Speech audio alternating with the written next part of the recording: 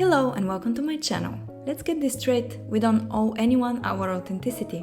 It doesn't matter if there's a lot of pressure to be genuine and to build a personal brand. Even if you've already put yourself out there, you don't need to keep going. I don't believe we're obliged to be authentic with people we don't know, don't like, or haven't made up our minds about, including family members, old friends, co-workers, and so on.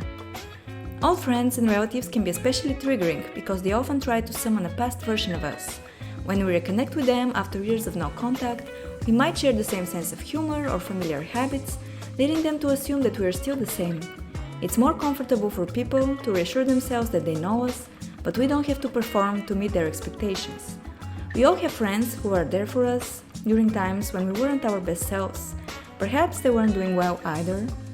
And that shared struggle is what bonded us. As we move forward in life, we might part ways and reconnect later. That doesn't mean we're automatically friends again. Some old identities and connections need to fade away for us to evolve and reach where we want to be in life. Old friends might feel offended, believing we owe them something. The shared fun or climbing the career ladder together has convinced them that we would always be part of each other's lives. Meeting or speaking to these people again can be either a pleasant or annoying experience, sometimes both. Perhaps both parties have moved on, but if one person has stayed the same, there may be an expectation for the other one to match that.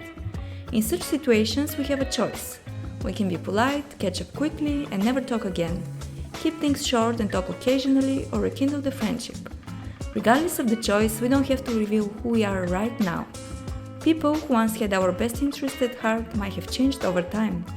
Comparison and sizing each other up, measuring how far we've come since we last knew each other, are all too common in today's society. To anyone listening, protect yourself, your peace, and your identity. Don't jump blindly back into old friendships as your authentic self. If someone insists on pulling you back into an identity that feels authentic to them but no longer reflects who you are right now, it's okay to walk away. Let them hold on to their memories. You know that part of you is gone and it's not coming back. Family is no different. Being raised by someone creates a special connection, and whether that bond is entirely healthy or not, it's often hard to break. As we grow up, we get to know ourselves better and may reprogram some of the beliefs that we were raised with. For some, the chance to be truly themselves in a family environment was never there. Any attempt was quickly met with judgment, followed by the fear of being cut off for pursuing certain activities or expressing unpopular beliefs. The clash can feel like a dead end unless someone is willing to compromise. If maintaining the connection means setting your authentic self aside and you're willing to do that while you're with them, that's one option. However, you're not obliged to restrain yourself or remain miserably authentic around the people whose authority feels intimidating, even as an adult. It's not necessarily because their opinion matters deeply to you, but because your respect for them might keep you from fighting back, as you normally would. Yet, not standing up for yourself can mean putting yourself down, a choice that may come back to haunt you in other areas of your life once you've set that precedent. At work, being authentic is often not advisable. In rare cases, it can be beneficial. Sometimes you find your tribe or connect with one-on-one with a colleague. However, when it comes to profit, negotiations, or even running your own brand and business, revealing your cards can jeopardize your ability to protect your best interests.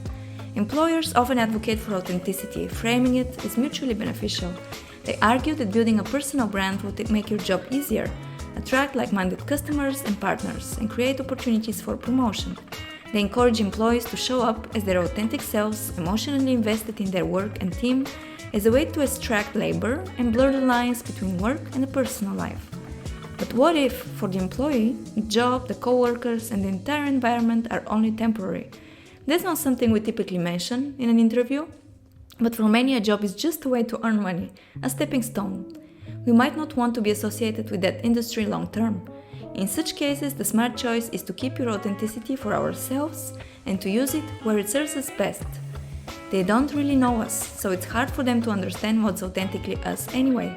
We can let them think they're in control and make our moves in silence. Then there's the internet, which often emphasizes the power of privacy. Well, holding back from being fully authentic is one way to protect that privacy. The internet loves to build people up, just to tear them down. Sharing your experiences, talents, feelings, and trauma too openly can backfire. To you, who's honest, sensitive, and wants to connect with others, Keep some stories and details to yourself. You might feel comfortable speaking about the subject now because you're receiving support from a community that has gone through similar experiences, much like what I described with old friends. It also gets clicks. Vulnerability is highly monetizable. People might tell you that you're strong or find your story inspirational, but there's also criticism, victim blaming, and all sorts of mental gymnastics some will perform to fill in the gaps. A few months or years later, you may feel differently about sharing your story. You don't have to prove that you're relatable, that you've been through things, or that your life is worth admiring. If people make assumptions about you, more often than not, it's easier to just let them and live your life away from unsolicited advice and unnecessary attention. On social media, some influencers lead with their personal brands so effectively that their content becomes instantly recognizable. A haircut or an editing style alone is enough to remind their audience of that creator and brand. While this approach isn't necessarily bad, it can limit growth and make it harder to attract a new audience that resonates with new ideas. It's almost as if once you establish what's considered authentically you, people not only comment on it, but also police if you ever try to do something different. This is why some content creators start entirely new channels to distance themselves from their previous brand of authenticity and the old audience attached to it. They often receive both praise and criticism on their new channels, as audiences feel a personal connection to either their current or past identity. It's rare for any of these identities to be complete. Creators and influencers only show you what they want you to see, and even when they share a lot, it's still not the full 24 hours of their day or their inner life. The persona the creator portrays can be the complete opposite of what they're like in real life. Once again, we may never know which one is authentic.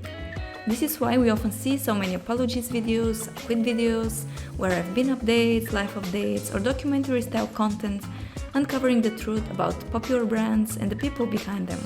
It's usually one person's authenticity that drives the sales. Once the illusion cracks, the disappointment is even bigger. How could this person have fooled us all this time and been so mean behind the scenes? Don't you just love when this happens with your favorite singer or fashion brand? That's why you shouldn't feel guilty or obligated to be authentic all the time. Very few people are.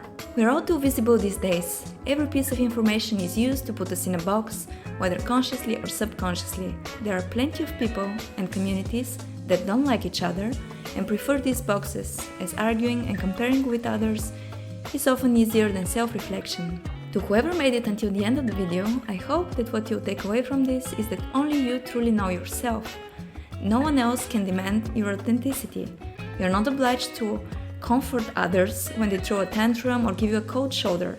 You don't have to perform to match their memories or opinions of you, no matter how long or in what way you've known each other. You can still live a fulfilling life without sharing it with individuals who try to weaponize your authenticity for their own benefit. If they don't know about it, they can't use it against you. You might say, what a sad world it is to live in if no one can be authentic. It's still possible, and when it happens, it's a gift.